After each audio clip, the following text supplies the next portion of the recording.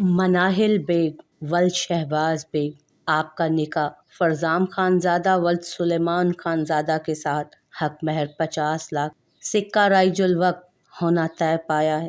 کیا آپ کو یہ نکاح قبول ہے؟ خود سے پوچھے جانے والے سوال پر مناہل کی آنکھوں میں کئی آنسو آ گئے۔ وہ اس سوال کا کیا جواب دیتی؟ وہ رشتہ جس کی بنیاد ہی سچ اور بھروسہ ہوتا ہے، وہ اس کی شروعات ہی اپنے شوہر سے اتنا بڑا سچ چھپا کر کرنے جا رہی تھی۔ شوہر بھی وہ شخص جو اپنی چیز کسی کو چھونے پر برباد کر دیتا تھا، وہ بھلا کیسے مناہل کو اس کی ناپاکی کے باوجود قبول کرتا؟ جواب دو مناہل۔ اپنی تائی امی کی آواز پر مناہل نے بے بسی سے انہیں دیکھا، جو اس کے پہلے سے برباد زندگی کو مزید برباد کرنے پر تلی تھیں۔ لیکن مناہل بھی کیا کرتی؟ وہ مجبور تھی، اور اسی مجبوری کے تحت اس نے جواب دیا جو بالکل وہ نہیں دینا چاہتی تھی۔ قبول ہے، قبول ہے، قبول ہے۔ نکاح خواہ نے مناہل سے نکاح نامے پر دستخط کروائے اور وہاں سے چلا گیا۔ نہ جانے کون کون مناہل کو اپنے گلے سے لگا کر مبارکباد دے رہا تھا، اور مناہل ہر شے سے بے خبر اپنے ہی خوف اور وسوسوں میں مبتلا تھی۔ کچھ دیر کے بعد ہی اسے باہر لان میں لا کر فرزام کے عقب میں بٹھا دیا گیا۔ مناہل کا دل کر رہا تھا کہ وہ بس وہاں سے غائب ہو جائے اور پھر کسی کو نہ ملے۔ فرزام نے اپنی نئی نویلی بیوی کے کپ کپاتے ہاتھ دیکھے تو مسکرا دیا۔ ابھی سے ڈر رہی ہو؟ میرا جنون، ابھی تو بہت سے امتحان باقی ہیں۔ میرا جنون؟ مناہل کے ہونٹوں پر تلخ مسکراہٹ آئی۔ وہ جنون جو اس کی سچائی جان کر ہی ختم ہونے والا تھا۔ تم کسی کو سچ نہیں بتاؤ گی تو اسے پتہ کیسے چلے گا؟ بس تم راز رکھنا سیکھو۔ کسی کے الفاظ مناہل کے ذہن میں گردش کرنے لگے۔ ہاں، وہ ایسا ہی کرے گی۔ وہ فرزام کو سچ نہیں بتائے گی، اور ایسا کر کے وہ ہمیشہ کے لیے دغا باز بن جائے گی۔ ماشاءاللہ چاند اور سورج کی جوڑی ہے، بہت اچھے ماشاءاللہ چاند اور سورج کی جوڑی ہے، بہت زیادہ اچھے لگ رہے ہیں دونوں ساتھ میں، ایک عورت نے مسکراتے ہوئے کہا۔ مناہل نے آنکھیں اٹھا کر ہبا کو دیکھا، جو سینے پر ہاتھ باندھے اسے حسد سے دیکھ رہی تھی۔ ایک ہبا ہی تو تھی جو باقیوں کی طرح مناہل سے بلا وجہ کی نفرت نہیں کرتی تھی، لیکن لگتا تھا آج وہ ایک رشتہ بھی مناہل نے کھو دیا تھا۔ سب آپس میں ہنسی خوشی باتیں کر رہے تھے، اور جس کی وہ خوشی تھی اسے خوف اندر ہی اندر ختم کر رہا تھا۔ میرے خیال میں اب مناہل تھک گئی ہوگی، اسے اس کے روم میں لے جانا چاہیے، شیزا نے مسکراتے ہوئے کہا تو مناہل نے شکر ادا کیا کہ کچھ پل کے لیے ہی صحیح وہ فرزام کے سائے سے تو دور جائے گی، جس کی نظریں اسے نہ جانے کب سے دیکھے جا رہی تھی۔ شیزا اور انجم مناہل کے قریب ہونے اور اسے پکڑ کر کھڑا کرنے لگی۔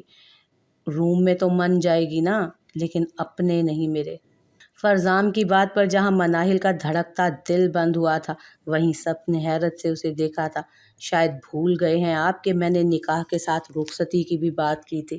اب اس وقت تو آپ ہمیں جانے کی اجازت نہیں دیں گے، اس لیے مناہل کو میرے روم میں لے جائیں۔ فرزام کے نئے شوشے پر الطاف کا ضبط جواب دے گیا، اور اس کو دانت کچکچاتا دیکھ فرزام اٹھ کر مسکراتے ہوئے اس کے سامنے گیا۔ وہ کیا ہے نا، اپنی پیاری بیوی کے بغیر ایک پل نہیں گزارنا چاہتا میں۔ آئی ہوپ آپ کو کوئی اعتراض نہیں ہوگا۔ الطاف فرزام کی آنکھوں میں چیلنج دیکھ سکتا تھا، جیسا کہ آنکھوں سے کہنا چاہ رہا ہو کہ مجھے روک کر بتاؤ۔ الطاف نے گہرا سانس لے کر اپنا غصہ ٹھنڈا کیا اور انجم کی جانب دیکھا۔ مناہل کو فرزام کے روم میں چھوڑ آؤ۔ مناہل نے پرخوف نگاہیں اٹھا کر اپنے تایا کی نظروں میں ہی التجا کی، لیکن انہیں مناہل کے ہونے یا نہ ہونے سے کبھی فرق نہیں پڑا تھا، تو اب کیا پڑتا۔ انجم بیگم نے اس بات میں سر ہلایا اور مناہل کو لے کر اس کمرے میں آ گئیں جہاں فرزام ٹھہرا تھا۔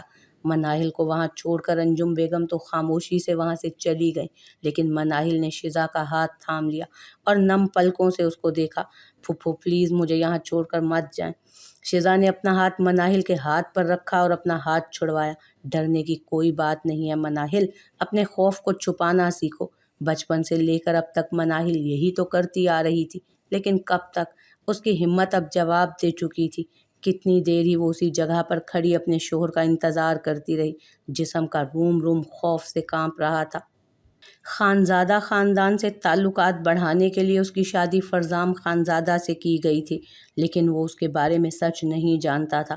اگر جانتا تو یہ سوچ کر ہی مناہل کی روح کانپ گئی۔ کتنے حسین لوگ تھے جو ایک بار ہی آنکھوں میں اتر گئے، دل میں سما گئے۔ ایک شوق سی آواز پر مناہل نے سہم کر اپنے شوہر کو دیکھا، جو اس کے حسین سراپے کو پرشوق نگاہوں سے دیکھتا اس کے قریب آ رہا تھا، جبکہ انتہائی دلکش چہرے پر موجود ڈمپل فرزام کی شان کو چار چاند لگا رہا تھا۔ لگا تھا کہ وہ لڑکی پیدا ہی نہیں ہوئی جو فرزام خانزادہ کے دل میں اتر سکے، لیکن تم تو صرف سانس لے کر ہی دل گھائل کر رہی ہو میرا جنوں۔ اس سے پہلے کہ مناہل کو کچھ سمجھ آتا، فرزام نے اس کا ہاتھ پکڑ کر اسے اپنے بے انتہا قریب کیا، اس کے چہرے پر اپنی سانسوں کی مہک محسوس کرتے مناہل کا نازک وجود سوکھے پتے کی مانند تھر تھرانے لگا۔ اف میرے جنوں، یہ رات بہت بھاری گزرے گی تمہاری نازک جان پر، فرزام نے اس کے کپ کپ آتے ہونٹوں کو پرتپش نگاہوں سے دیکھتے کہا، لیکن تبھی اس کی نگاہ اپنے سینے پر رکھے مناہل کے ہنائی ہاتھ پر پڑی، جس میں اس کے بھائی کی پہنائی گئی انگوٹھی تھی۔ فرزام اس دنیا میں سب سے زیادہ اپنے بھائی کو چاہتا تھا، لیکن اپنی ملکیت پر کسی اور کی چھاپ دیکھنا اسے گوارا نہیں تھا، پھر چاہے وہ اس کا بھائی ہی کیوں نہ ہو۔ فرزام نے نفرت سے وہ انگوٹھی اس کی انگلی سے نکال کر پھینک دی اور اسے گردن کے پیچھے سے جکڑ کر اپنے قریب کیا۔ تمہاری منگنی بہرام سے ضرور ہوئی تھی، لیکن اب تم میری ہو، سنا تم نے؟ صرف اور صرف فرزام خانزادہ کی ملکیت ہو تم۔ اسے اندازہ ہوا کہ اس کی گریف میں موجود وجود خوف زدہ تھا، اس قدر خوف زدہ کہ وہ سانس بھی نہیں لے رہی تھی۔ کیا ہوا میرے جنوں؟ فرزام نے نرمی سے اس کا گال پکڑ کر پوچھا، لیکن اس کی بیوی خوف سے اچھل کر اس سے دور ہوئی۔ نہیں، مت چھوؤ مجھے، مت ہاتھ لگاؤ، نہیں پلیز دور رہو۔ وہ دیوار سے لگی خوف سے روتے ہوئے چلا رہی تھی، اور فرزام اب حیرت سے اسے دیکھ رہا تھا۔ یہ ہر لڑکی جیسا انجان جذبات کا خوف نہیں تھا، یہ خوف اس سے بڑھ کر تھا۔ فرزام اس کے قریب ہونے لگا تو مناہل نے اپنا چہرہ ہاتھوں میں چھپا لیا اور بری طرح سسکنے لگی۔ اس کے بے تحاشا خوف کو سمجھ کر فرزام مٹھیاں بھینچتے ہوئے اس کے قریب ہوا اور اسے کندھوں سے پکڑ کر اپنے قریب کیا۔ کیا ہوا تھا؟ بتاؤ مجھے، کیا ہوا تھا تمہارے ساتھ؟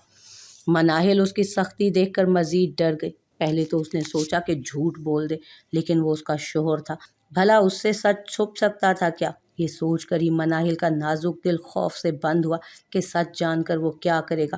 میں 12 سال کی تھی، انہوں نے میرے ساتھ، فیض انکل نے مجھے میرے ہی روم میں بند کر کے، اور میں بہت لڑی، بہت چلائی، لیکن میں کمزور ثابت ہوئی، بہت کمزور۔ اس سے آگے مناہل سے کچھ نہیں بولا گیا، بس وہ اپنا چہرہ ہاتھوں میں چھپا کر پھوٹ پھوٹ کر رونے لگی، جبکہ اس کی بات کو سمجھ کر فرزام نے اپنا ہاتھ انتہائی زیادہ زور سے دیوار پر مارا اور کمرے سے نکل گیا۔ مناہل کا ہر انکشاف سچ ثابت ہوا تھا۔ ضدی سا فرزام خانزادہ، جو اپنی سب سے پسندیدہ چیز کسی کے چھونے توڑ کر برباد کر دیتا تھا، کسی اور کی چھوڑی ہوئی عورت کو کیسے قبول کرتا؟ وہ مناہل کی بربادی کا جان کر ہی اسے چھوڑ کر جا چکا تھا۔ مبارک ہو بھائی صاحب، بہت بہت مبارک ہو، آخر کار آپ کا منصوبہ کامیاب ہو ہی گیا۔ سب مہمان جا چکے تھے۔ الطاف اس وقت فیض کے ساتھ لان میں بیٹھا تھا۔ جب فیض کی بات پر اس نے آنکھیں چھوٹی کر کے اسے دیکھا۔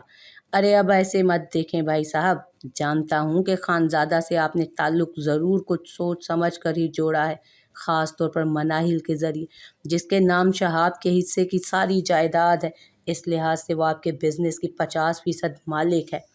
الطاف کی آنکھوں میں غصہ اترنے لگا۔ میرے کام میں دخل اندازی مت کرو فیض، میں جانتا ہوں میں کیا کر رہا ہوں۔ فیض دلچسپی سے مسکراتے ہوئے الطاف کے قریب ہوا۔ آپ تو جانتے ہیں، ذرا مجھے بھی بتا دیں، آخر آپ کا رازدار ہوں میں، بہت سے راز جانتا ہوں آپ کے، اتنا تو حق بنتا ہی ہے نا میرا۔ الطاف نے بھویں اچکا کر اسے دیکھا۔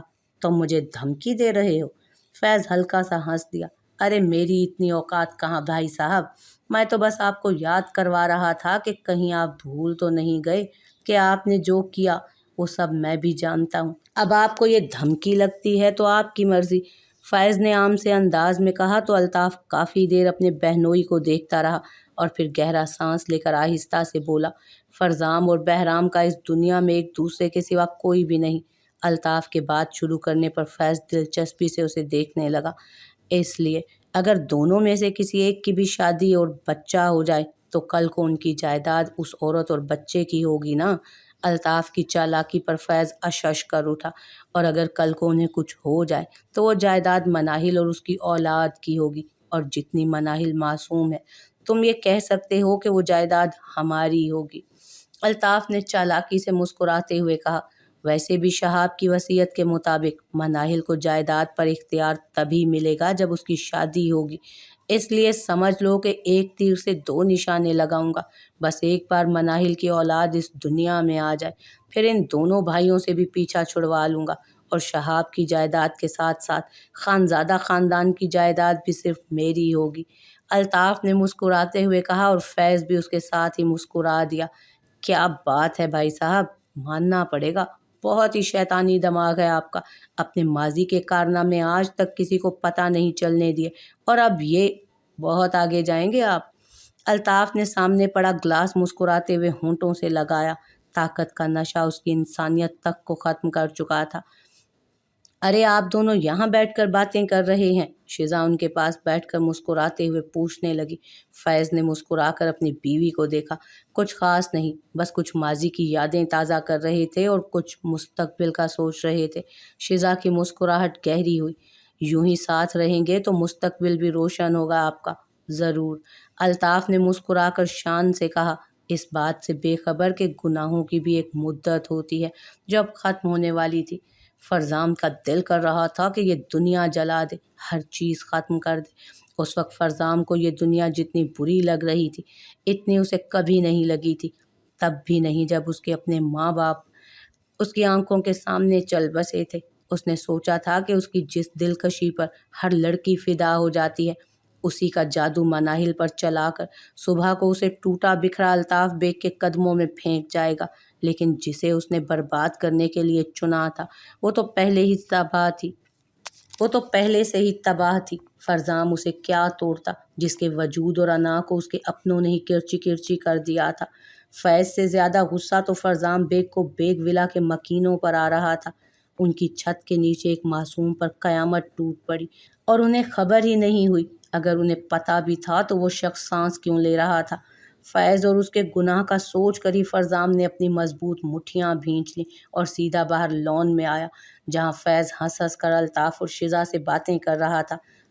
مہمان شاید گھروں کو واپس جا چکے تھے، کیونکہ پوری جگہ پر ان تینوں کے علاوہ کوئی نہیں تھا۔ فیض کو دیکھ کر ہی فرزام کو اس ستم کا احساس ہوا جو اس نے ایک 12 سالہ بچی پر ڈھایا تھا۔ فرزام انتہائی غصے سے آگے بڑھا تو اس کو وہاں دیکھ کر الطاف کافی حیران ہوا۔ فرزام، تم یہاں؟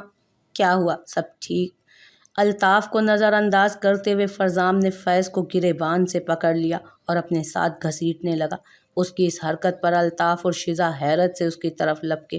فرزام خانزادہ، کیا کر رہے ہو یہ؟ چھوڑو اسے، الطاف نے غصے سے کہا، لیکن فرزام ہر کسی کو نظر انداز کرتا جھپٹتے ہوئے فیض کو اپنے ساتھ کھینچ کر لے جا رہا تھا، جبکہ الطاف اور شیزا پریشانی کے عالم میں اس کے پیچھے جا رہے تھے۔ اپنے کمرے میں آ کر فرزام نے دروازہ کھولا اور جھٹکے سے فیض کو مناہل کے قدموں میں پھینکا، جو فیض کو دیکھ کر ہی سہم کر دیوار سے لگ چکی تھی۔ فرزام، کیا ہے یہ سب؟ الطاف غصے سے چلایا تو اس کا چلانا سن کر انجم بیگم بھی بھاگتے ہوئے وہاں آ گئی۔ یہ آپ کو آپ کا بہنوئی ہی بتائے گا کہ میں اسے یہاں کیوں لایا ہوں، فرزام نے فیض کو بری طرح سے گھورتے ہوئے کہا، جبکہ فیض تو فرزام کی نظروں میں غصے کے شرارے ہی دیکھ کر ڈر چکا تھا۔ کیا ہوا ہے فیض، بتاؤ مجھے۔ الطاف نے اپنا دھیان فیض کی طرف کیا۔ میں نہیں جانتا بھائی صاحب، یہ پاگل ہو گیا ہے، مجھے سچ میں کچھ نہیں پتا۔ فرزام نے اپنی آنکھیں چھوٹی کی۔ لگتا ہے تمہاری یادداشت کمزور ہو گئی ہے، کوئی بات نہیں، ابھی سب یاد آ جائے گا۔ اتنا کہہ کر فرزام مناہل کے پاس آیا، جو پرخوف نگاہوں سے زمین پر بیٹھے فیض کو دیکھ رہی تھی۔ فرزام نے اس کا چہرہ اپنے ہاتھوں میں تھاما تو مناہل خوف سے اچھل پڑی اور نم آنکھوں سے فرزام کو دیکھا۔ بتاؤ انہیں من، جو تم نے مجھے بتایا، سب کو بتاؤ کہ یہ لوگ کس قدر بے حس اور لاپرواہ ہیں۔ مناہل اپنے شوہر کی آنکھوں میں بے پناہ غصہ دیکھ سکتی تھی، لیکن وہ غصہ مناہل کے لیے نہیں تھا، اور اسی بات پر مناہل حیران تھی کہ جو اپنی چیز پر کسی کا لمس برداشت نہیں کرتا، وہ اسے سب کے سامنے طلاق کیوں نہیں دے رہا۔ مناہل کی آنکھیں مزید روانی سے بہنے لگی اور اس نے انکار میں سر ہلایا۔